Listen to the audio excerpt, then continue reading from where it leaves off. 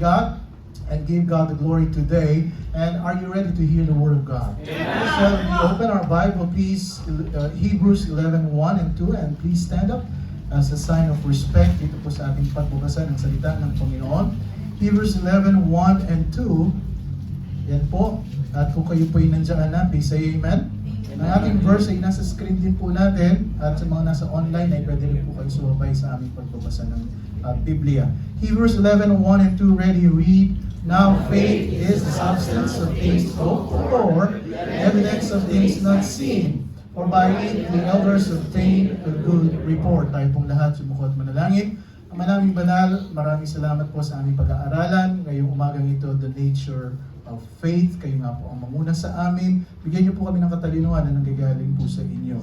We thank you for everybody sa aming mga kapatiran online. Maraming salamat po. At kahit malayo po sila sa amin dito, ay sila po ay nagiging kaagapay po namin sa paglilingkuran. At ganoon din sa mga kapatiran po na nandito ngayon. Patuloy nga po kayong magpala sa amin. Ito po ay dalangin namin sa pangalan ni Jesus, and all the people will say, Amen. Thank you very much. May be seated. Of course, we would like to recognize ang ating Plazuela family galing Canada. Of course, ang ating Endoso, Fritz at saka si Sir Viven. Hindi ko alam bakit nandito yung buong pamilya. Parang ayaw pa uwi ng Pilipinas. Alright, anyway, we're glad to see you here. Of course, ang may-ari po ng Lutong Ballet, si Kuya Neil at Ate Virgie. Okay, yeah. Sige po, tayo po yung magsisimula na sa ating mensahe. Right, God bless you today. Let me speak to you about the nature of faith. The nature of faith. What is faith, you know?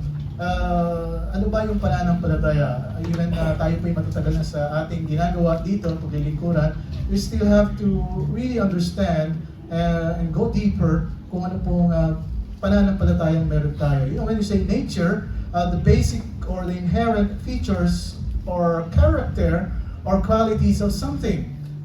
It is the essence, most importantly, it is the identity. It has the identity. When you say nature of faith, pag-usapan po natin dito ay identity, pagkakilanlan sa tunay na pananampalataya. It's a stamp. It is the mark. It is tatak ng tunay na pananampalataya. And this morning we would want to see once more, at least for today, the most marvelous chapter of the book of Hebrews, Hebrews chapter 11. This chapter has been called the Hall of Fame. Ang tawag po nila dito sa Hebrews 11 ay the heroes of faith. Dahil nga po mga nababanggit dyan ay mga bayani ng pananampalataya. The honor roll of the Old Testament saints. Ang sabi nga nila, this is the Westminster Abbey of Scripture or the faith chapter. Right? Kasi nga po ang pinag-usapan dito ay pananampalataya. It goes on and on. All different kinds of names and titles have been given to this most wonderful chapter. The 11th chapter of Hebrews deals clearly in the excellency of faith. Ang sabihin natin kahusayan ng pananampalataya. And yes, the subject then is faith. You know, as always in the mind of the Spirit of God, ang topic pong sa Hebrews 11, Scripture fits into the context, and here there's no different. When you say Hebrews 11, ay bakit nabanggit po yung mga sabihin nating nabanggit dyan, ay dahil po sa mga unang konteksto. Kung titingnan natin sa kabuuan ng konteksto, yung unang chapters ng 11, Hebrews chapter 1 to 10, perfectly fit into the flow of the epistle of the Hebrews. And in the first 10 chapters of the book of Hebrews, the writer has been laboring to prove one major point. Kung babasahin niyo po yung Hebrews chapter 1 to 10, you know, there is one major point na gustong i-emphasize ng writer ng Hebrews. They say it's the Apostle Paul, believed to be Apostle Paul, pero wala pong nababanggit kung sino talaga yung sumulat ng Hebrews. You know, sabi niya, the major point is that the new covenant in Jesus' blood is in every way superior to the old covenant. Ang bagong tipan. Ano ba covenant sa Tagalog? Bagong covenant. Bagong covenant. Agreement, yes. Bagong covenant. In Jesus' blood, kasunduan, galing. The new covenant is ang bagong kasunduan in Jesus' blood is in every way superior dun sa lumang kasunduan. You know, just a brief Bible study here. So, very quick para mas maintindihan po natin kung ano po yung covenant na pinag-uusapan natin dito. Kasi mamaya makukuha nyo yung ating pinakabuod ng mensahe. You know, what is covenant actually? And how does the covenant story of the Bible begin? You know, a covenant is a relationship, kasunduan, sabi nga kanina, between two people, two individuals, ika nga. Masabi natin two partners who make binding promises to each other. Halimbawa ako at si Brother Alan ay nagkasundo kami, meron kaming covenant. Alright? But that's in human level. You know, they're often accompanied by oaths, merong pangako, merong mga signs, merong ceremonies, covenants, you know, merong mga ginagawa. Just like a marriage, you know. Sa marriage, meron tayong contract, okay, tama ba? Contract, walang expiry yung contract na yan, ha? Yung iba, pagka binigyan yung expiration yan, bubugin ko kayo. Think of a marriage, a husband and wife choose to enter into a formal relationship. So nagkakaroon sila ng kasulatan, kasunduan, di ka nga. You know, covenant relationships are found all throughout the Bible. Sa Biblia, yan po ay marami tayong makikita dyan. And the beginning of the covenantal story ay makikita nyo po dun sa panahon po ni Adam and Eve. Sabi ng Panginoon, ito yung ating kasunduan, ha? Kayo yung magiging representative ko. At kayo po ang sa mundong ito at kayo magro-rule. At magbibigay kayo ng mga pangalan sa mga mga animals, mga, you know, ibibigyan niyo ng mga pangalan niyan, nandiyan kasunduan. Pero sabi niya, meron akong isang kailangang inyong tandaan. Ito yung sabi niya, huwag niyong kakainin yung prutas na nandun sa puno ng evil and good. And in their first test of covenant, faithfulness, humans failed. Okay, nagkasala sila. So, the rest of the Bible is all about how God is repairing this broken partnership with humans. At magmula noon ay laging gumagawa ng paraan ng Panginoon para may balik niya yung relasyon niya sa mga tao. You know, this is how God good is. And a quick guide to 5 key covenants ay dahil nga po nagkasala na, ay nagsimula yung pagkakaroon ng mga covenant. Alright. Ito yung nagsimula sa or sabihin natin, this is not an exhaustive list, ano po. Baka sabihin nyo, hindi, dapat may ganito na, no. I'm not going to go to that kind of too much of very meticulous Bible doctrines or everything. This is just like the 5 keys. Okay, ito po yung mga pamilya na ating mga covenant. Alright, so nakikita sa Biblia. Pero tayo tinatawag na Noahic covenant. Alright, ito po yung after nagkasala si Adam at saka si Eva, na-exile sila from Eden, at ang nangyari ay ang mga tao magmula noon ay naging masama. Sabi ng Panginoon kay Noah, okay, ito ang ating kasunduan, gumawa ka ng napakalaking arko sa may gitna ng disyerto. Binuin mo yun? Di ba? Gawa ka ng at ililigtas ko yung mga ayokong masira lahat ng tao. Buong pamilya mo, papasukan mo sa ano. Hanggang sa nangyari, nagkaroon nga ng malaking mga baha, tama po ba? Kung naintindihan niyo yung storya. And then sabi ng Panginoon, this is my covenant to you, Noah. Alright? Bibigyan kita ng rainbow. Okay, rainbow. Ito yung pangako ko sa iyo na kung saan hindi ko nasisirain ang mundo nito sa pamamagitan ng baha. You know? And then what happened is, after that, dumami na naman ng tao at ito na naman, naging matigas ang ulo at ayaw makinig sa Panginoon. Sabi niya kay Abraham, after Noah, sabi niya kay Abraham, Abraham, ito ang aking pangako sa iyo, dahil ikaw ay walang dadamihin ko yung lahi, sabi niya gano'n. At ito yung magiging covenant ko sa iyo. Right, hanggang sa dumami sila, nga lang ang nangyari din ay hindi sila, sabihin natin, sumunod sa Panginoon. Alright, hiwalay mo yung mga aking bayan. At ang ginawa niya ay sinircumcise niya yung mga taga-lahi niya. Tama po ba? Alright, correct me if I'm wrong. Alright, so hanggang sa sila po ay dumami na naman at nagkasala. Alright, nagkaroon naman sila ng Mosaic Covenant. Right, na si Moses, di ba? Na si Moses, dahil dumami sila, napunta sila dun sa land of Egypt, dahil nga may famine, at ang sabi ng ating Panginoon, alisin mo sila dyan, bibigay ko sa iyo yung land of Canaan. Tama po ba? Tama. Alright, so ang sabi niya, hahuin ko yung dagat ng Red Sea. Tama? At yan ay dadaan kayo at kayo'y maliligtas. So hanggang sa nakadaan sila at hanggang dumami na naman sila at matigas ang ulo, talagang ayaw makinig sa Panginoon, sabi niya, okay David, alright, kasi sabi nila, kailangan namin ng hari. Kasi dati si Pharaoh, kailangan namin ng hari, si David. Okay. God's people enter Canaan and eventually demand the king. Hanggang sa, ito na nga po, sabi ng Panginoon, okay, bibigyan ko ng hari, si David.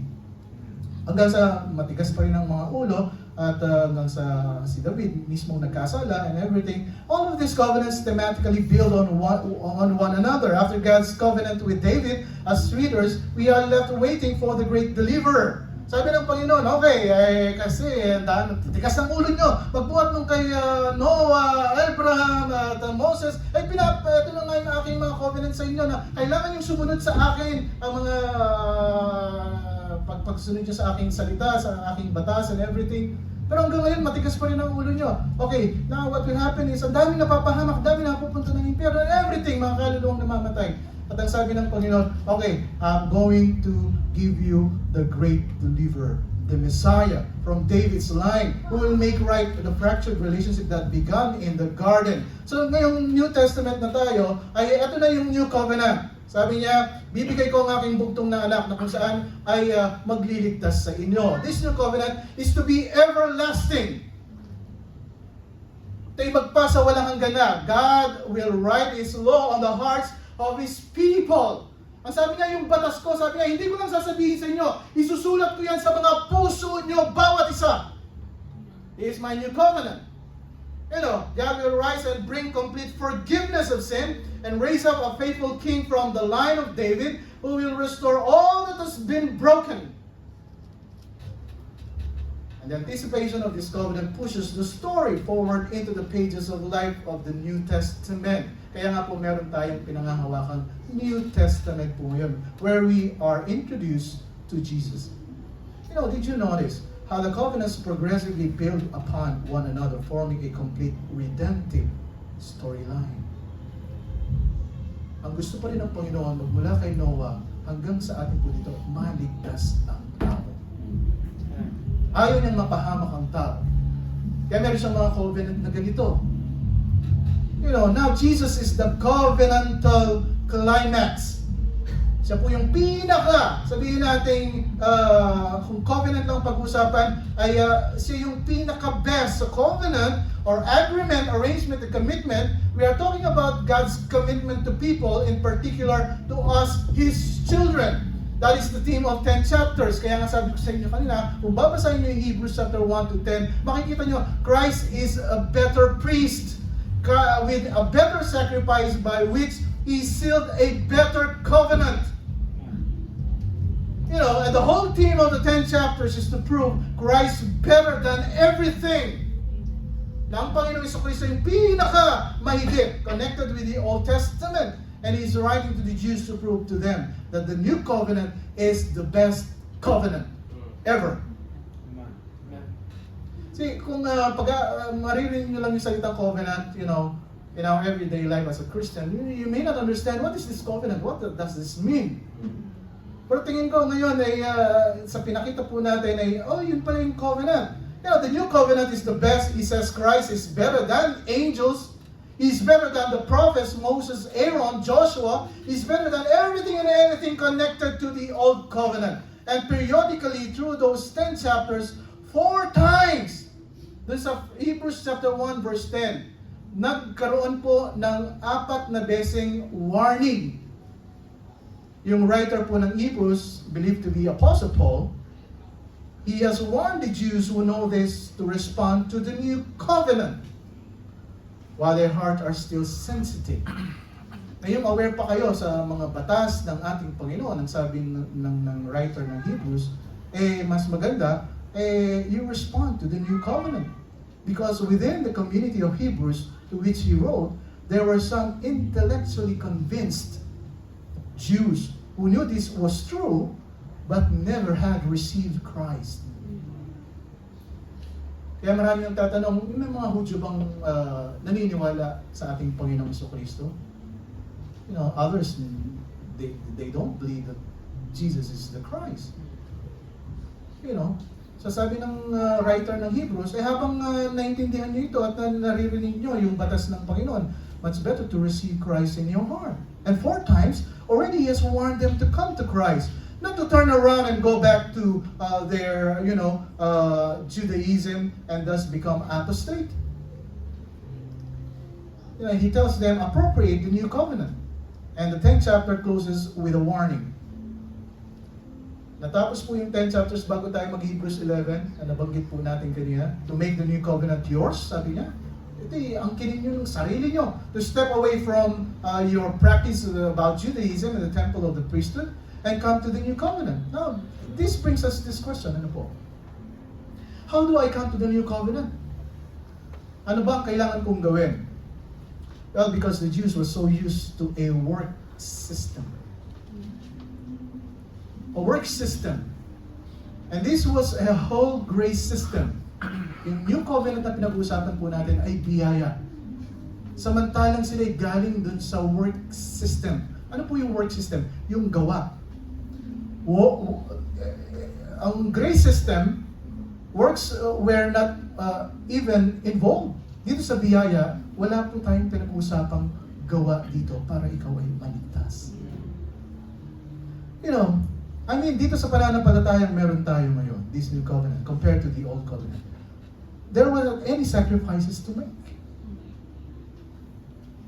You see, hindi tayo dadating dito, magdadala tayo ng tupa, blameless, spotless, at pagkatapos, iaalay natin dito at susunugin natin, wala tayong ganun. Have you noticed that? There were not any particular feast to observe, although yung mga Baptist ang pinaka vision nila ay kain ng kain. Pero we don't have feast here. Hindi tayo nagpipiesta dito na, there were not any ritual washings to go through. Wala tayong mga maghugas ka ng kamay, hugas ka ng paa, pagkatapos ay magbibihis ka at alam mo yun, wala tayong mga ganun dito. There was any ceremony. There was no circumcision. There was not any memorization of ethics of the law. How then a man be oriented to a work system, come to the new covenant, which is of grace? Ang sabi niya, paano ako pupunta dyan sa pinanggalingan ko, ang dami kong kailangan gawin ceremonias and everything para masabing ako ay isang mananampalataya. Na sa isang grace system, ay wala ka namang kailangan gawin. Tama po ba? At the first century Jews, so everything as a matter of works. Ang lahat ng paglilingkuran nila, ang lahat ng base sa gawa. Base sa gawa. And even after the writer has shown them this new covenant, it would have been very easy for them to attempt to merit or earn it. Kaya hanggang ngayon, wala pa rin silang ginagawa kundi para ako'y, tanggapin, para ako'y ganito, ay gagawin ko yung mga ganitong work system. Mga kapatid, there are people who do that today. Maraming mga taong gumagawa pa rin ng mga ganito. And sadly, many of those people were claiming to be Christians. Really, Christians. Ang sinasabi nila, ako'y Kristiyano. Still working very hard to earn salvation under the new covenant. Hanggang ngayon, hindi pa rin nila naiintindihan na kung saan ang kaligtasan ay dahil sa biyaya. Anong ginagawa nila? Para ako'y maligtas, ako'y magsisimba ng linggo-linggo, ako'y magdadasal ng ganito, ako'y gagawa ng ganito, ako'y gagawa ng siguro naman pagka nakita ng Panginoon na ako'y, ang puso ko ay ganoon, ako'y maliligtas.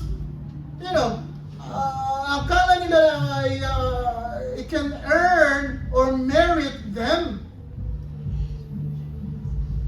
Ako'y tumutupad ng 10 utos at makakatulong yan para ako'y maligtas. You know, and they were, you know, this would have been their natural response. The only method the Jews knew was works. Good works. Following rules and the law. It's a simple study of the Gospels, you know, mga kapatid. Kung pag-aaralan mo yung Gospel, yung apat na, sabihin natin, good news about the Lord Jesus Christ, makes us realize that Judaism of the first century was not the supernatural system that had been given by God in the beginning. Nandun palang unang panahon, Old Testament, it was a system that had been twisted into a work system. You know, anong nangyari? Even sa Old Testament po, kung pag-uusapan natin, ang kaligtasan is still by grace of God. Yan ang naging twist na-twist na siya into a work system. They had added all kinds of legalistic things to the real system that God gave, which is a faith system. Ang sabi niya, alam mo, pananampalataya. Kailangan may pananampalataya ka sa Diyos. Pero anong sabi nila, hindi kaya ng pananampalataya. Kailangan mayroon akong gawa.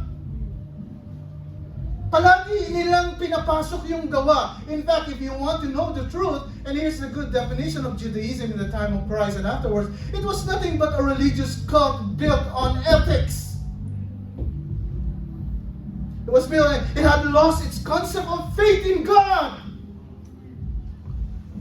Alam mo, ang pinakamahalaga dito yung pananampalataya mo sa Diyos. You know, it has a system of ethics. It was a religious cult of an ethical nature. It taught salvation by works. You know, ang nakakalungkot pa dito, pagkatapos mo maligtas, ang gagawin mo, idadagdag mo pa rin yung mga gawa para masabi mong ikaw ay tatanggapin ng Diyos. Such a work system is despised by God. Alam mo, kinaumuwi ng Panginoon yung gawa. Kaya nga sabi ng Panginoon, it's better for you to obey than sacrifice. Marami kasi mga Kristiyano, you know, every Sunday, I'm going to wake up, I'm going to, nagsasakripisyo ako sa Panginoon para nang sa ganun ay maging katanggap-tanggap ako sa Kanya. Okay, ginawa mo ng lahat, pero ang tanong doon, where is your faith? Nasaan yung pananampalataya? Remember, God does not redeem men by works. The truth even is, He did not do it in the Old Testament. Na nung Old Testament pa, ay hindi rin niya sinabing, okay, kayo Abraham, Noah, kayo maligtas kasi dahil sa inyong mga gawa. Anong sabi ng Romans 4:3? For what saith the Scripture? Abraham believed God and it was counted unto him for righteousness. Naniwala, nanampalataya si Abraham. At ang sabi niya, yan ay binilang sa kanya ng isang katuwiran dahil nanampalataya siya. Alam mo, Panginoon, naniniwala ako na bibigay mo sa akin yung pangako mong yun. Madadamihan mo kami. Nandoon po, pero hindi niya sinabing, okay, gagawin ko to, Panginoon, gagawin ko to, parang sa ganun, ay bibigyan mo ako ng covenant mo. You know, listen carefully mga minamahal. Works was only a byproduct.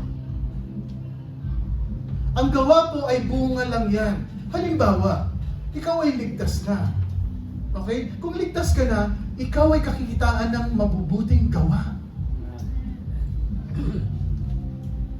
You know, hindi ka gumagawa dito mga kapatid para ikaw ay maligtas. Amen. Hindi ka nagiging mabuting mamamayan para ikaw ay maligtas. Hindi kayo maging mabuting anak para ikaw ay maligtas. No. Sabi ng Panginoon, work was only a byproduct. Ito po yung resulta ng tunay na ligtas na tao. Katuwiran, mabuti kang tao ngayon kasi ligtas ka na. Amen. Dahil ligtas ka na, mas kita yung takot mo sa Diyos, you have the fear of the Lord. See, God has always redeemed men by faith. Nothing is more offensive to God than people trying to earn their way to heaven. Ang sabi ng Panginoon, this is my son Jesus. Ito yung covenant ko, ito yung deliverer, ito yung binigay ko sa inyo. You know, bakit ba tinutumbasan mo yung biyayang binibigay ko sa iyo? Nang sabi ng Panginoon in John, it is finished. Tapos na nga eh. Bakit dinadagdagan mo pa? It is finished, mga kapatid. There is now no condemnation to them who are in Christ Jesus. Alam niyo po, kahit na anong gawin po natin sa harapan ng Panginoon, tanggap na po tayo. I'm not saying na, okay, kukonsentrate kita sa kasalanan mo. Ikaw ay, we're not teaching that here. Pero ang sinasabi ko po sa inyo, wala po tayong pwedeng gawin sa Panginoon na kung saan ay, para sabihin natin, Panginoon, tanggapin mo ako, tanggap na nga tayo eh. Why I want to emphasize this, there's nothing to do. Because there are a lot of churches, they say, you do this, you do this, you do this, and I will accept you. Gawin mo to, tatanggapin kita. No man by his own self-imposed code of ethics ever pleases God. Wala tayong pamamaraan na kung saan ay tanggap ng Panginoon. It is only by His grace. Sabi ng Hebrews 11:6, but without faith, it is impossible to please Him. Sabi niya, ginawa mo ang lahat ito, pero nasa lang yung pananampalataya. Ginawa mo lahat yan, pero wala ka namang pananampalataya. How are you going to please me? Ano sabi niya? Without faith, it is impossible to please God. For he that cometh to God must believe that He is, and that He is a rewarder of them that diligently seek Him. Alam niyo po, sabi ko nga po sa inyo, pananampalataya higit sa lahat. In Ephesians chapter 2, remember the passage. Sabi niya, for by grace are ye saved. Ano sabi niya? Sa pamamagitan ng pananampalataya. Hindi niya sinabi sa pamamagitan ng iyong mga gawa. For by grace are ye saved through faith, and that not of yourselves. It is the gift of God. Hindi sa gawa, lest any man should boast. Kung ikaw ay pupunta dito at magmamayabang ka, ako yung pinakamalaking binibigay ko dito. Ako yung pinakamagandang suot dito. Ako yung pinakamagaling umawit dito. And everything. Ano sabi ng Panginoon? For without faith, it is impossible to please Him. Ikaw ba may pananampalataya sa akin? Ang maganda, meron kang talent, meron kang mga ganito sa pakinabang sa ating gawain po dito.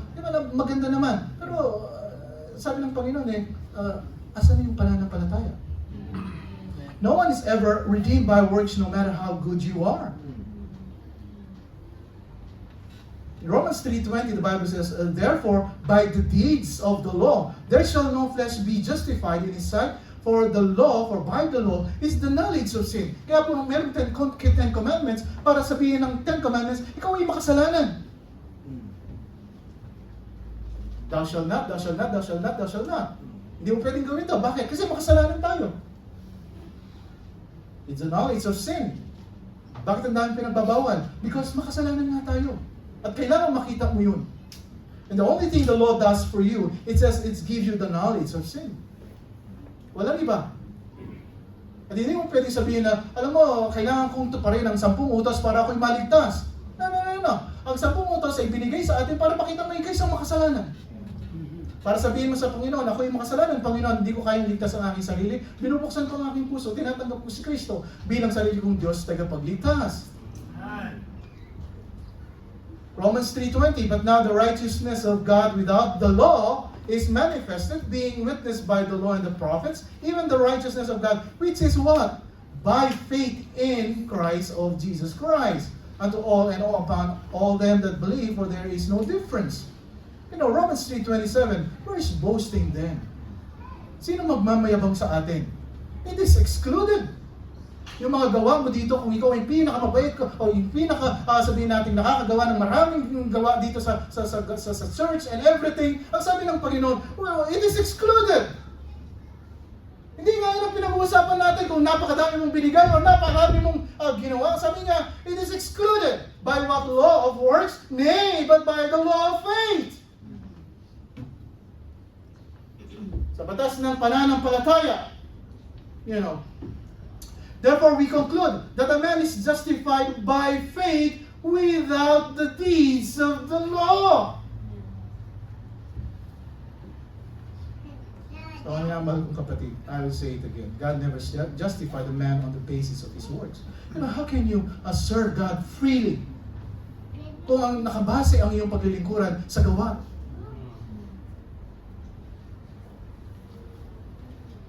Romans 4:1. What shall we say then? That Abraham our father, as pertaining to the flesh, hath found? For if Abraham were justified by works, he had whereof to glory, but not before God. For what saith the scripture? Abraham believed God, and it was counted unto him for righteousness. Ang Diyos pa rin. Salvation has always been in God's economy by faith, not by works. Works always follow legitimate faith. Mga kapatid, why I emphasizing this? This is very dangerous. Yung mga practices noong unang tipan, Old Testament, it is a work system. Yung kanilang pananampalataya is about work system. And it's very dangerous sa isang church na kung saan dadalhin mo dito, itututuro mo dito. Pagka hindi ka gumawa, hindi kita tanggap. If we're going to obey God, it's a byproduct of our faith. It simply means work are by a product of true faith. Ito po ay resulta, ito po ay bunga na ikaw ay ligtas na. Napakasarap na ikaw ay Sunday morning, ikaw ay magbibihis, walang pumipilit sa iyo. Ikaw ay magbibihis kasi naiintindihan mo na pupunta ka ng church, magpapasalamat ka sa Diyos na pinananampalatayanan mo. Tama po ba? Kahit na pagka naghanap kayo ng taxi, away dito, kasi yung tagal-tagal mo, late ka na tayo, everything, hindi tayo, tuloy pa rin tayo. May gumagana ng mga balikat. And so we find that God does not tolerate a self-imposed ethical system as a means of reaching Him. If you cannot count on your works, mga kapatid, understand, how are you going to reach God? It's simple. It's by faith. It is by faith. Kung sa gawa, hindi ko ma-reach ang Panginoon. Anong gagawin ko ngayon? Hindi pananampalataya. Amen. Now, here's how to get in on it. Hebrews 2:4. Behold, his soul is lifted up, is not upright in him, but the just shall live by faith. Tayo mga na-justify na. Tayo mabuhay sa pananampalataya. Do you understand that, mga kapatid? The just shall live by faith. Romans 1:17, for therein is the righteousness of God revealed from faith to faith. As it is written, the just shall live by faith. It is by believing it, simply believing it. Faith is the key, not works. But here comes the warning. Hebrews 10:38. Bago tayo mag-Hebrews 11, nasa Hebrews 1, napapagsig niyo. Kasi dinidiscuss ko pala para mas maintindihan niyo yung Hebrews 11. Amen. Hebrews 10:38, sabi niya, now the just shall live by faith. I therefore conclude, the just shall live by faith. But if any man draw back, sabi ng Panginoon, kung ikaw ay babalik dun sa work system, kung ikaw ay babalik dun sa mga pamamaraan ng Old Testament, ano sabi niya? My soul shall have no pleasure in him. Hindi ako matutuwa sa iyo. But we are not of them who draw back into perdition, but of them that believe to the saving of the soul. Now, if salvation is by faith, it's important that we understand what the Bible says faith is. Ang napakahalaga nga po nito na tayo pumupunta dito hindi dahil sa, gusto ng nanay ko, gusto ng tatay ko, gusto ng kasama ko sa bahay, gusto ng sino man, nagpupunta ako dito kasi may pananampalataya ako sa Diyos na buhay. Masarap maglingkod na kung saan ikaw ay malayang naglilingkod para sa Panginoon. Walang pumipilit sa iyo, wala kang sinasabi na ako'y dapat maraming gawa para ako'y tanggapin ng Panginoon. Mga kapatid, these Hebrew believers, these Jews who became Christians, do you realize that they were so messed up in works that it is hard for them to even understand faith? Alam mo kung bakit hindi natin maintindihan ang pananampalataya? Kasi lagi natin pinapasok, hindi, kailangan merong works, kailangan may works. The first argument would have been, wait a minute, why all of our fathers used to operate on works? Bakit tayo ngayon? Wala naman tayong sacrifice, wala tayong mga washing of feet, wala naman tayong ganito-ganito. You know, di pa tayo natutuwa? Biruin mo, naka-necktie ka, magdadala ka ng tupa, na kung saan ay may dugo-dugo, tapos pupunta ka dito, tayo mangangamoy ng mangangamoy, dahil napakainit sa labas. Di ba? Oh, gagwapo at gaganda nyo. Pagkatapos, meron kayo mga dugo-dugo dyan ng mga tupa, at saka... Hindi ko. So in chapter 11, the writer of Hebrews, believed to be Apostle Paul, inumpisa na niya, sabi niya, by faith. By faith. By faith. And he goes right down to the line, Abraham, by faith, Abraham.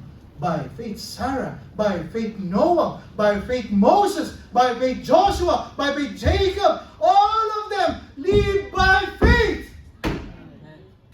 And you see what he's saying here is the only way to apprehend and understand the new covenant is by faith. Kaya nga po pinaliwanag ko po sa inyo yung covenant kanina. Kasi hindi nyo maintindihan ang mensahe natin ngayon kung hindi mo naintindihan kung anong covenant na pinag-uusapan natin dito. You know, don't get shocked about that. That's nothing new. In the Old Testament, it's all by faith. It is all by faith. Because they are so locked into a work system that they cannot see the legitimacy of faith, definition of faith, either for that matter. Ang ginagawa nila, pagkatapos nilang naligtas, they draw back. They say, no. Kailangan nating lagyan ng gawa. You know, Paul said, faith without work is dead. That's fine. Pero ang ibig niya sabihin doon, kung ikaw ay ligtas na, kailangan talaga kakitaan ng pagbabago sa buhay. Kung may pananampalataya ka at wala namang aksyon, sabi niya, it's dead. Diba? Pero yung pinag-usapan natin dito, kung works mo, ang gagamitin mo para maligtas ka, ay hindi po tama yun. Kasi sabi niya, kailangan pananampalataya. At even meron ka ng pananampalataya, after that, sabi niya, huwag mo namang gagamitin. Yung gawa mo ngayon, na kung saan gagamitin mo sa Panginoon, tatanggapin mo ako, Panginoon, kasi may mga gawa ako. There's a big difference there. Hebrews 11:1 is the nature of faith. Now, faith is the substance of things hoped for, the evidence of things not seen. Alam mo, dito pa lang sa definition na ito, pwede tayo hanggang siguro 3 years mag-usap about verse 1 pa lang. A very, very broad, significant, and essential definition of faith. Faith is the substance of things hoped for and the evidence of things not seen. I'll just take the first one, okay, para hindi po tayo tumagal. There are two aspects to faith. And the word faith is simple. In simple word in the Greek, the word means belief, trust, confidence, and faith. Number one is the substance of faith. He says faith, first of all.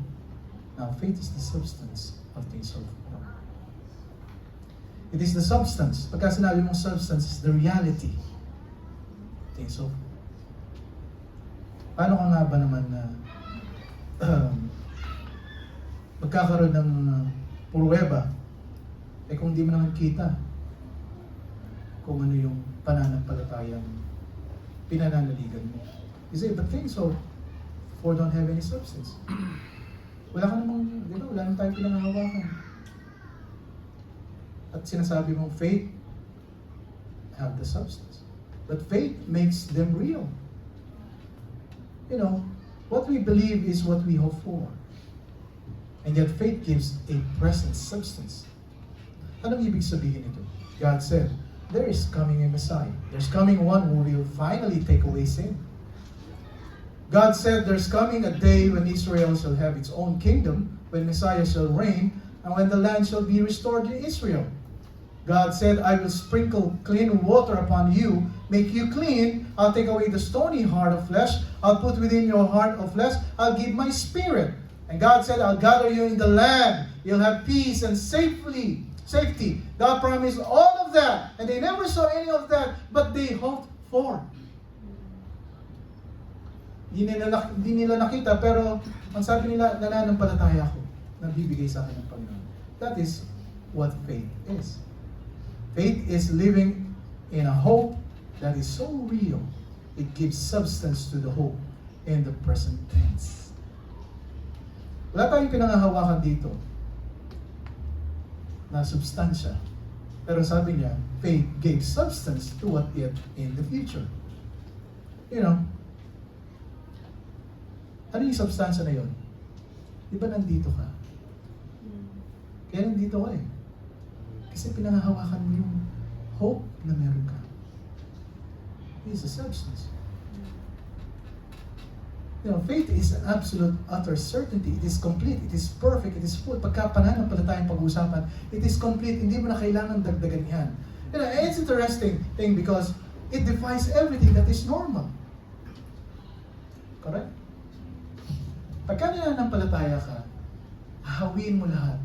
Yung kita mo, normal. Kaya nga nagkakaroon ng mga question sa mga mananampalataya.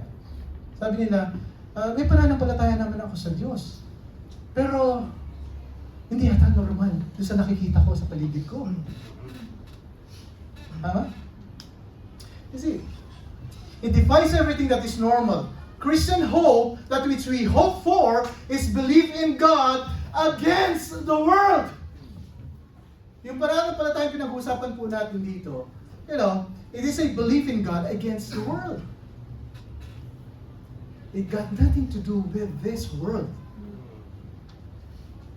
If we follow the world's standards, the world things which are readily visible to us, you know, we can get some measure of comfort, some measure of prosperity, which is very true. Diba? At sabi niya, kasi nakita natin eh. At tayo naman, nakabase tayo, so nakita natin. If we follow the standards of the unseen God, a God we've never seen, a God whose audible voice we've never heard, a Christ whose face we've never seen, a Christ whose form we've never touched. But if we follow Him, we may have pain. At ang sabi niya, kung susunod ka sa akin, mahihirapan ka. Magkakaroon ka ng sakit sa damdamin. We may have loss. Ikaw ay mawawalan. We may have discomfort. We may have unpopularity. Hindi ka maging sikat dyan pagka ikaw ay nananampalataya sa tunay na Diyos. You know, we may get persecuted and we may lose our lives. You know, dahil ang pagpapalit mo sa isang pananampalataya mo sa Diyos. But if what we do it anyway, against all odds, gagawin ko pa rin. Because that for which we hope is given substance in the present tense because of the intensity of our faith. Tama po ba mga kapatid? Gising pa po ba kayo? Amen. You know, faith then is faith against the system, against the world. Diba, maraming mga tao, sabi niya, gawin mo to, gawin mo to. Step 1, step 2, step 3, gawin mo. Tatagumpay, gawin ganito, ganito. Pero sabi ng Panginoon, no. Just have faith. Ano sabi ng Hebrews 11:26? This Moses, esteeming the reproach of Christ greater riches than the treasures in Egypt. Kahit kapalit man ito ay aking popularity, kahit kapalit man ito ay kayamanan sa buhay, kahit kapalit man ito ay loss in my life. You know, sabi niya, for he had respect unto the recompense of the reward. Masabi niya, nagkaroon siya ng paggalang doon sa pinangako ng Panginoon sa kanya. You know, naging madali ba ang buhay ni Moses? Pero mo, mga stubborn, stiff-neck na mga tao. Diba, ali kayo, pumunta kayo, diba? Itong gagawin ko sa inyo, pinakain na tayo ng Panginoon ng mana, pinakain na tayo ng mga meat ng Panginoon, pero nagreklamo pa rin kayo. You know, he really believed. And in the book of Daniel, Shadrach, Meshach, and Abednego did the same thing. Tatapon ko kayo dun sa apoy na napakainit, the furnace. Pero sabi nila, I cannot deny my faith.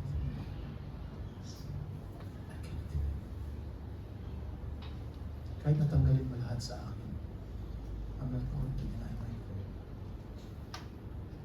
It is faith against the system. You know, it's believing in God against the world, against what is tangible, against what is obvious. It is rejecting our senses for the sake of our hope. The average man says, take what you want. Take what you can taste and touch and smell. Grab whatever you can grab that meets the needs of your senses. And the Bible says, don't believe your senses. Believe God, who can only be touched by faith. Napakaganda.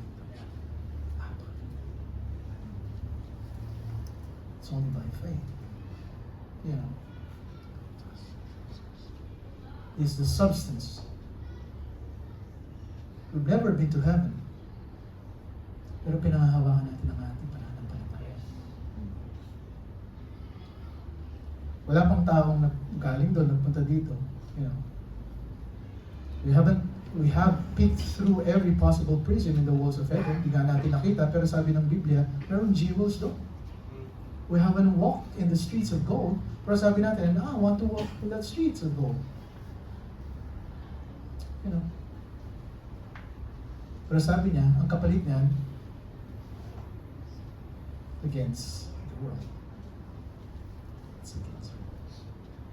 It has present substance by faith. I believe it so strongly, it's real to me. That's faith. Mga kapatid, faith believes God, banks on it. Sabihin, dagdagan. Magbangko ka na sa pananampalataya mo sa Diyos. Romans 8:24, for we are saved by hope, but hope that is seen is not hope, for what a man seeth, why not? He hath hoped for. But if we hope for that we see not, then do with patience wait for it. Kung ikaw, sabi niya, yan ang pag-asa mo, matuto tayo maghintay. Matuto tayo maghintay. Hebrews 11:13, these all died in faith. Ito nga pinag-usapan natin sa Hebrews 11. Namatay sila dahil sa pananampalataya. Not having received the promises, but having seen them afar off, and were persuaded of them, and embraced them, and confessed that they were strangers and pilgrims on this earth. No, kapatid, napakaganda. You know, ang mundong ito, i-offer sa iyo lahat. At pagka hindi tayo naging matalino, sabi ko nga po sa iyo, sabi ng Panginoon, go to peace any works na ihaharap mo sa akin. Ang tatanong ng Panginoon sa atin, nasaan ang iyong pananampalataya? Where's your faith? Napupunta ka ba sa church? Dahil gusto mo lang ma-please ang loved ones mo? Napupunta ka ba ng church? Just because, you know, every Sunday kasi, kailangan kong dagdagan para ako'y maligtas. Mga kapatid, ligtas ka na.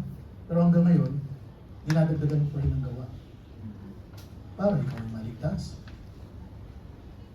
You know, I'm not saying na pagkaligtas ka na, hindi ka nagagawa. Because ang pruweba, ang ebidensya, ang isang tunay na ligtas ay yung mga mabubuting gawa. And faith is the conviction that the unseen exist. Ito yung pananampalataya na kung saan hindi natin nakikita. Pero, pananampalataya. John 20:29, Jesus said unto him, Thomas, because thou hast seen me, thou hast believed. Mapalad ang mga hindi nakakita, pero nananampalataya. Faith then actualizes the future of it. It commits life to it. Next Sunday, pag-usapan natin yung isa. Right?